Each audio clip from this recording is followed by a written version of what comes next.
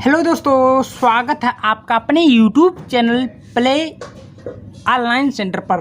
तो दोस्तों, आज की इस वीडियो में क्लास 12 फिजिक्स का पाठ नंबर 1 का हम लोग देखने वाले मोस्ट इम्पॉर्टेंट क्वेश्चन को निपटारा करने वाले क्या है, विद्युत द्विध्रुव और विद्युत द्विध्रुव आघूर्ण। ठीक है, ये मैंने पिछली वीडियो में क्या बोलेंगे, विद्युत क्षेत्र की तीव्रता सब कुछ मैं बता दिया हूँ आसान तरीके से। अगर नहीं देखें तो उसका लिंक डिस्क्रिप्शन में डाल दिया जाएगा, जाकर देखकर पूरा कर लीजिएगा। और आज की इस चैप्टर में हम लोग देखेंगे विद्युत द्विध्रुव और विद्युत द्विध्रुव आघूर्ण। पहले नंबर इसको समझ लेते हैं, अंग्रेजी में क्या बोलेंगे। तो प्यारे बच्चों, विद्युत द्विध्रुव को अंग्रेजी में बोलेंगे इलेक्ट्रिक डिपोल। क्या बोलेंगे, मैं आपको यहाँ पर लिख दे रहा हूँ, आप लोग समझ लीजिएगा। क्या बोलेंगे, इलेक्ट्रिक डिपोल। ठीक है,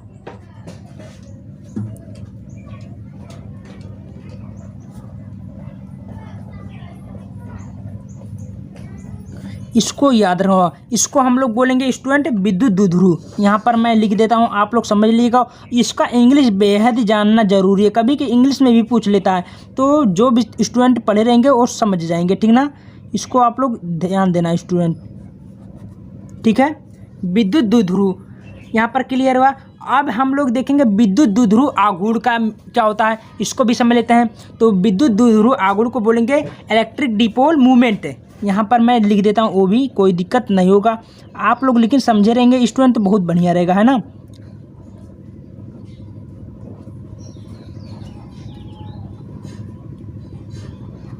ठीक है, मूवमेंट क्या बोलेंगे, इसका जो होता है विद्युत द्विध्रुव आघूर्ण होता है, इसको हम लोग याद रखना होगा। ठीक है, यहाँ पर क्लियर हुआ। अब समझते हैं इसका परिभाषा क्या होता है, इसका जो पूरा रेखा क्या होता है, पूरा सब कुछ समझेंगे खूब आसान तरीके से। बीमा सूत्र मात्रक सब कुछ समझेंगे। तो पहले नंबर इसका हम लोग क्या समझते हैं, परिभाषा। तो क्या है कि यदि परिमाप में समान बिंदु विपरीत प्रकृति के दो आवेशित कण अत्यंत लघु दूरी पर स्थित हो तो आवेशों के इस युग्म को विद्युत द्विध्रुव कहते हैं। देखिए, ज़्यादा कठिन नहीं, परिभाषा अपने शब्दों में है, एक बार समझ लेते हैं क्या बोला है। यदि परिमाप में समान बिंदु, यानी कि समान मतलब आमने सामने, विपरीत प्रकृति के दो आवेशित कणों, भाई मान लीजिएगा ये आपका कोई आवेश है। ठीक है, यहाँ पर देख सकते हैं ये कोई क्या आवेश है, और क्या बोला है कि विपरीत प्रकृति के दो आवेशित कण, यानी कि पहला मान लीजिए Q0 है और Q यहाँ पर 1 है, ये आवेशित है, यानी कि आवेश कण है। उसके बाद में ये आपका धनात्मक है, ये आपका ऋणात्मक है ना। क्या बोला है, कण अत्यंत लघु दूरी पर स्थित हो तो आवेशों के इस युग्म को क्या कहेंगे, विद्युत द्विध्रुव कहते हैं। तो हम लोग क्या समझते हैं, मान लीजिएगा बीच के जो आवेशित कण मतलब जो बीच में जो कण होता है, मान लीजिएगा, ये समझ लेते हैं बात को। ये मान लीजिए हमारा डी है, इसमें क्या होता है कि हमने क्या बोला कि देखो जो बोला केवल क्वेश्चन में वही हम समझेंगे। यदि परिमाप में समान बिंदु विपरीत प्रकृति के दो आवेशित कण अत्यंत लघु दूरी पर स्थित हो तो आवेशों के इस व्यू को विद्युत द्विध्रुव कहेंगे। बस इतना समझना है।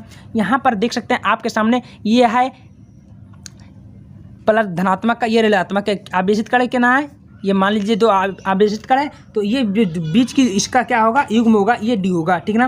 और ये उदाहरण है, उदाहरण में समझ लेते हैं विद्युत द्विध्रुव का उदाहरण क्या होता है। तो HCl Hb H2O CO NH3 है ना, इसको हम लोग समझ लें। HCl का होता है हाइड्रोक्लोरिक, ठीक है। Hb का होता है, आप लोग पढ़े होंगे, हाइड्रोजन बोरान। और H2 होता है जल होता है। CO होता है, क्या होता है, CO कॉपर। NH3 का नाइट्रिक होता है। इसको हम लोग समझ लेते हैं, है ना। अब इसका जो फिगर है, ये फिगर आप लोग कभी भी विद्युत द्विध्रुव का परिभाषा लिखते समय ये आपको फिगर बनाना बहुत ही ज़रूरी है ना। तो इसका हमारा विद्युत द्विध्रुव का ये हमारा परिभाषा और चित्र क्लियर हुआ। अब हम लोग समझते हैं विद्युत द्विध्रुव आघूर्ण क्या होता है। ये आपको 2 से 3 नंबर इसका भी पूछा जाता है दोस्त। तो क्या है कि दो आवेशों में से कोई एक आवेश तथा उनके बीच की दूरी के गुणनफल को विद्युत द्विध्रुव आघूर्ण कहते हैं।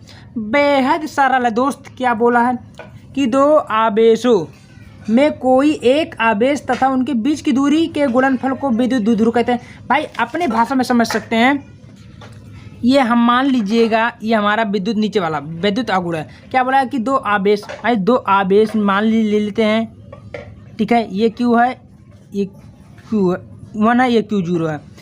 एक हाँ, तथा उनके बीच की जो दूरी होगा, ये बीच की दूरी मान लीजिए है, दूरी के गुणनफल को विद्युत द्विध्रुव कहते हैं। ये हमारा गुणनफल है मान लीजिएगा। तो इसी को हम लोग सेम वही है, प्रोसेस सेम वही है, यानी कि जो विद्युत द्विध्रुव होता है, ये विद्युत द्विध्रुव आघूर्ण भी वही होता है, बस थोड़ा सा अंतर है। द्विध्रुव कहते हैं, इसे हम लोग पी से प्रदर्शित करते हैं। किससे प्रदर्शित करते हैं दोस्त? पी से प्रदर्शित करेंगे, याद रखना होगा। विद्युत द्विध्रुव आघूर्ण क्या होता है?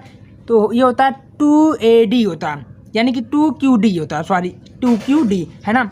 आप लोग इसका सूत्र जो समझ लेते हैं, विद्युत द्विध्रुव आघूर्ण का सूत्र क्या होता है? तो P बराबर से हम लोग बोले हैं तो इसे प्रदर्शित करते हैं, और 2QD होता है, इसको समझ लेना। और हाँ, इसका हम लोग मात्रक समझ लेते हैं। इसका मात्रक क्या होता है?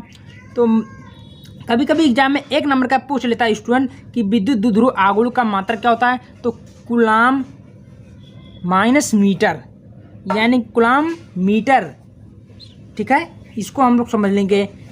और सेंटीमीटर जो होता है आप लोग तो पढ़े होंगे, यानी कि मीटर क्या है, कुछ नहीं है, मतलब कैसे सी से कूलाम होता है या हमसे मीटर होता है, और इसको हम लोग बोलते हैं डीवाई। देखिए कभी कभी एग्जाम में 1 नंबर का ये भी पूछ लेता है कि डीवाई किसका मात्रक होता है? तो आप लोग को याद रखना, विद्युत द्विध्रुव आघूर्ण का मात्रक भी डीवाई होता है, ठीक है ना। अब एक इसका समझ लेते हैं बीमा क्या होता है। तो बीमा जो होता है क्या होता है? विद्युत द्विध्रुव आघूर्ण का बीमा क्या होता है स्टूडेंट? तो 80 हमारा होता है कूलाम का, है ना, और यल से होता है हमारा मीटर, है ना। तो इसको जब हम करेंगे तो हमारा बनेगा LTA, यानी कि विद्युत द्विध्रुव आघूर्ण का बीमा होता है LTA, ठीक, LTA समझ लेना, ठीक है। अब एक या कौन सी राशि है, कभी कभी 1 नंबर के देखिए जो एक नंबर वाला है, इसको बेहद जानना जरूरी है। तो यह एक सदिश राशि है, ये जानना बहुत जरूरी है। तो कौन सी राशि है? सदिश राशि है। तो प्यारे बच्चों, 2 क्वेश्चन मैं बता दिया हूँ, विद्युत द्विध्रुव आघूर्ण, विद्युत द्विध्रुव, ये बोर्ड परीक्षा की दृष्टि से बेहद जरूरी है, और हर साल बोर्ड परीक्षा में कहीं ना कहीं पूछा जाता है, ठीक ना। तो आप लोग इसको तैयार कर लीजिएगा, और वीडियो पसंद आती है तो वीडियो को ज़्यादा से ज़्यादा शेयर जरूर करिए। मिलते हैं अगले वीडियो में, तब तक के लिए धन्यवाद।